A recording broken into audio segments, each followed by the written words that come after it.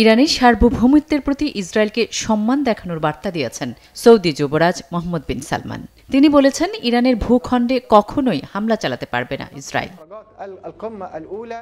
সোমবার রিয়াদে অনুষ্ঠিত আরব লীগ ও ইসলামী সহযোগিতা সংস্থা ওআইসির যৌথ শীর্ষ সম্মেলনে এসব কথা বলেন সৌদি যুবরাজ। এ সময় গাজায় ইসরায়েলি অভিযানের নিন্দা জানান তিনি। উপত্যকাটিতে ইসরায়েলি বাহিনী গণহত্যা চালাচ্ছে দাবি করে সৌদি যুবরাজ বলেন, গাজা ও লেবাননে তাদের ভাইদের বিরুদ্ধে ইসরায়েল যে তৎপরতা চালাচ্ছে তা বন্ধে আন্তর্জাতিক সম্প্রদায়কে এগিয়ে আসতে হবে।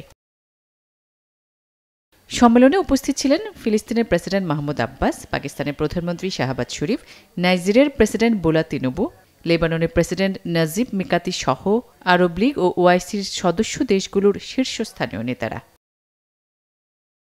অবরুদ্ধ গাজা ও লেবাননে ইসরায়েলি আগ্রাসনে যে সংকট তৈরি হয়েছে তার সুরাহার লক্ষ্যেই এই সম্মেলন ডাকা হয়েছে। আসমা তুলি, নিউজ 24।